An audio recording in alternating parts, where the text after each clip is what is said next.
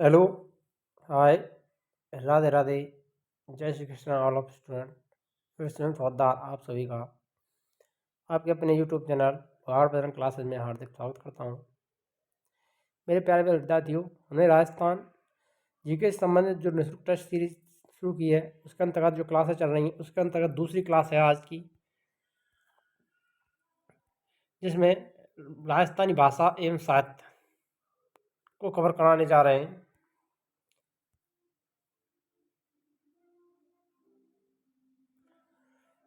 तो देखिए, आज का क्वेश्चन है, गुर्जर अपभ्रंश से उत्पत्ति हुई है।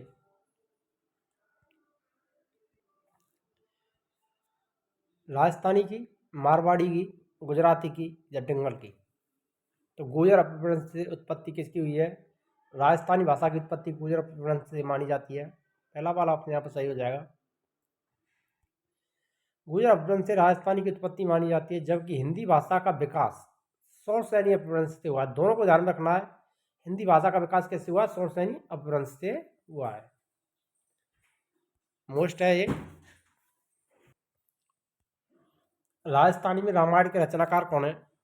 राजस्थानी में रामायण के रचनाकार है। राजस्थानी भाषा में रामायण किसने लिखी है? मड़ियार ने, हनुमंत किंकर ने, पातोजी बारठ ने, रासयखन ने। तो राजस्थानी में रामायण के रचनाकार है वो है हनुमंत किंकर। दूसरा वाला अपने यहाँ पर सही हो जाएगा।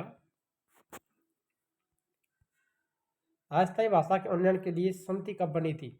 अगस्त 1994, नवंबर 1994, मार्च 1994, जुलाई 1996। राजस्थानी भाषा के उन्नयन के लिए जो समिति गठित की गई थी वो नवंबर 1994 में की गई थी। दूसरा वाला अपने यहाँ पर राइट रहेगा। इस समिति के जो अध्यक्ष थे वो सौभाग्य सिंह शेखावत इसके अध्यक्ष बनाए गए, और इसके सदस्य थे उनके सचिव गजानंद मिश्र को बनाया गया। सदस्य पदम मेहता, डॉक्टर देव कोठारी, डी.एल. जोशी, बी.एल. माली, ओंकार सिंह लखावत और कल्याण सिंह बनाए गए। अमीर माकाबे में चौहानों को बताया गया है रघुवंशी, सूर्यवंशी, प्रतापवंशी या चंद्रवंशी। अमीर महाकाव्य के अंतर्गत चौहानों को सूर्यवंशी बताया गया है। दूसरा ऑप्शन यहाँ पर सही रहेगा। अमीर महाकाव्य जैन विद्वान नायक चंद्रसूरी नयनचंद्र सूरी के द्वारा लिखित है, जो 15वीं सदी में भारतीय संस्कृत महाकाव्य है। 13वीं शताब्दी के चौहान राजा हम्मीर के एक पौराणिक जीवनी का इसमें उल्लेख मिलता है। हम्मीर महाकाव्य में चौहानों को सूर्यवंशी बताया गया। राजस्थान में पावड़ा से क्या अर्थ है? लोकगीत, लोक गाथाएं, लोक नाट्य, लोक नृत्य।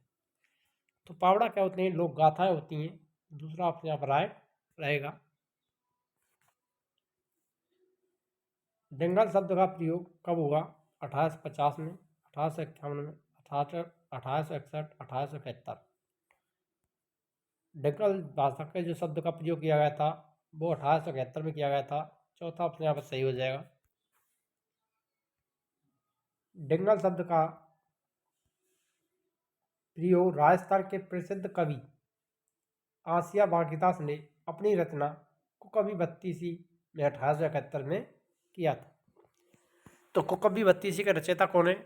बागीदास आसिया। स्वतंत्रता के पश्चात राजस्थान में लिखा गया प्रथम उपन्यास कौन सा है? कनक सुंदर, आवे पटकी, केसर विलास, कल्पसूत्र।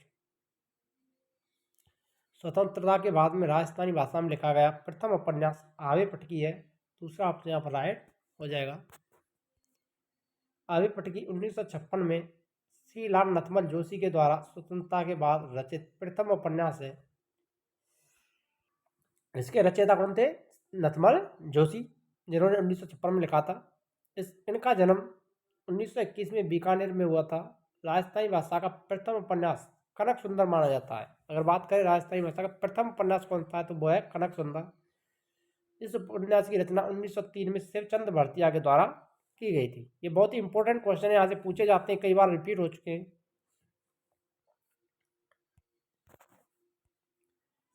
8वीं शताब्दी में रचित किस ग्रंथ में 18 देसी भाषाओं का वर्णन किया गया है? गुणसागर, मेवरा रुख, तेराहर, कुवलयमाला।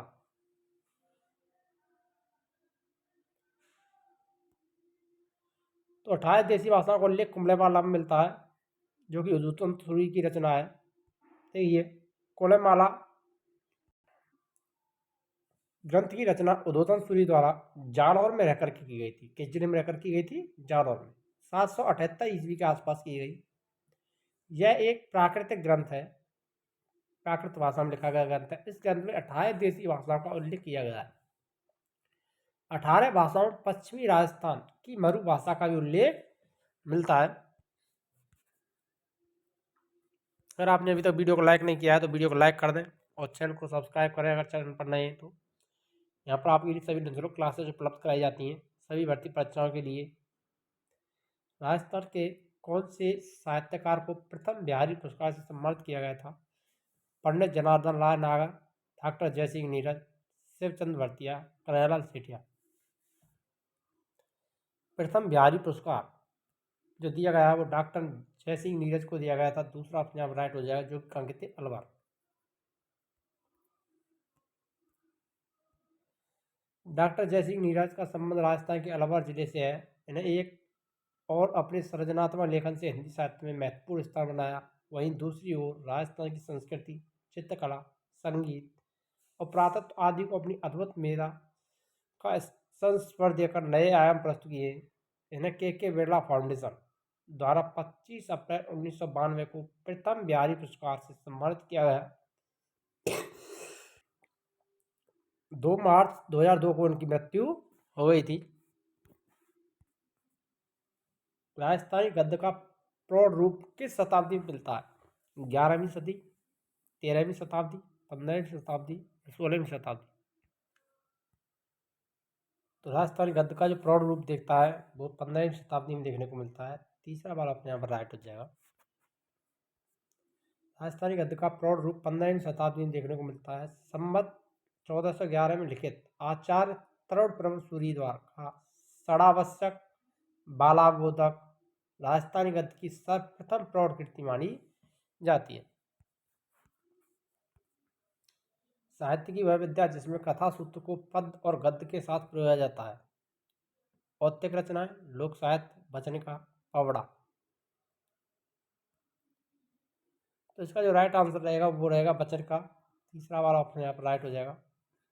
गद्य और पद्य को साथ साथ में रोया जाए। वचनिका साहित्य की वह विद्या जिसमें कथा सूत्र को पद्य और गद्य के साथ प्रयोगा जाता है। कथा ना तो पूर्ण रूपेण पद्य में होती है और न ही पूर्ण रूप से गद्य में, लेकिन इसमें पद्य की प्रधानता होती है। यह एक ऐसी साहित्य विधा है जिससे गद्य पद्य का मिश्रण, जिसे चंपू साहित्य या चंपू शैली कहा जाता है।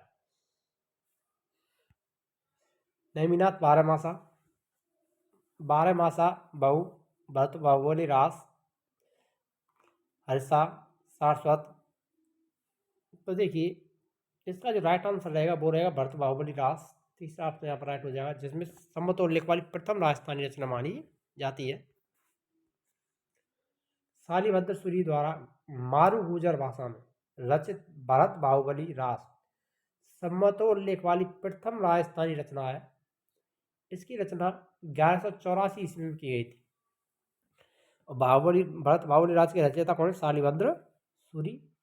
1184 ईस्वी में रचना की गई। यह रास परंपरा में सर्वप्रथम और सर्वाधिक विस्तृत पाठ वाली रचना है। यह एक खंड काव्य है। राजस्थान पद्य का सबसे मोटा ग्रंथ किसे कहा जाता है? पतित का स्वर, भगवती जोड़, श्रृंगार दीपिका, नियतरंग।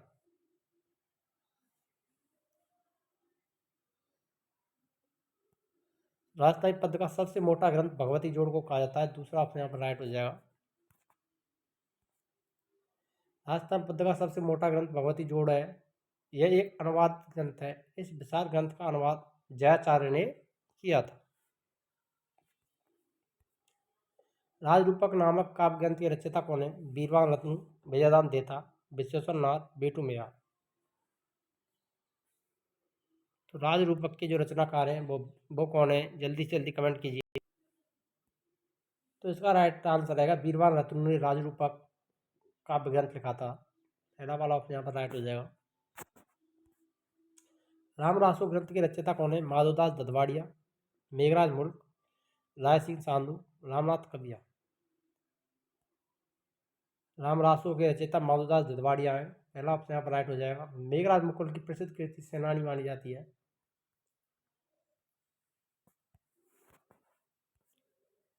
माधवदास बीकानेर के राठौर पृथ्वीराज और केशवदास गार्डर के समकालीन थे। इनकी भाषा डिंगल भाषा है। परसी ब्राह्मण ने किस महल इमारत को स्थापत्य कला का मोती कहा है? स्थापत्य कला का मोती की संज्ञा किसको दी है?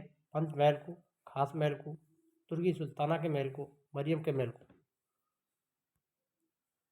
तो तुर्की सुल्ताना के महल को इन्होंने स्थापत्य कला का मोती कहा है। तीसरा ऑप्शन यहाँ पर राइट हो जाएगा। परसी ब्राह्मण ने इसे स्थापत्य कला का मोती कहा। यह महल अकबर के द्वारा निर्मित फतेहपुर सीकरी में स्थित है। तुर्की सुल्तान का महल कहाँ पर स्थित है? फतेहपुर सीकरी। को कवि बत्तीसी के रचयिता कौन है? दयालदास, सारीबद्ध सूरी, नैनचंद सूरी, बांकीदास। इसके बारे में अभी अभी हमने पढ़ा भी था, बताया भी था। तो इसके रचयिता बांकीदास हैं। चौथा ऑप्शन यहाँ पर राइट हो जाएगा।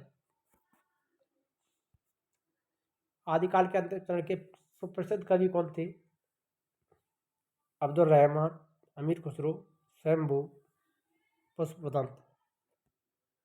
आदिकाल के अंतिम चरण के सुप्रसिद्ध कवि अमीर खुसरो। दूसरा ऑप्शन यहाँ पर राइट होगा। ऐसे रासो ग्रंथ के रचनाकार का नाम बताइए जिसकी रचना अजमेर के शासक से संबंधित है। दलपत विजय, नल सिंह, नरपति नाल, मधु भट्ट, मधुकर भट्ट। तो वो है नरपति नाल।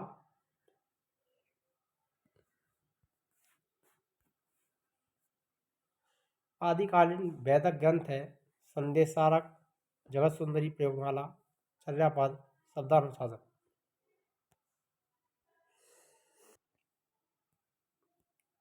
तो वह है जगत सुंदरी, प्रयोगमाला। दूसरा ऑप्शन यहाँ पर राइट हो जाएगा। अगर वीडियो अच्छी लगी तो वीडियो को अधिक से अधिक शेयर करें, लाइक करें और चैनल पर नए हैं तो चैनल को सब्सक्राइब करें और कमेंट करें। आपको वीडियो कैसी लगी? मिलते हैं नेक्स्ट वीडियो में। तब तक ले जय हिंद।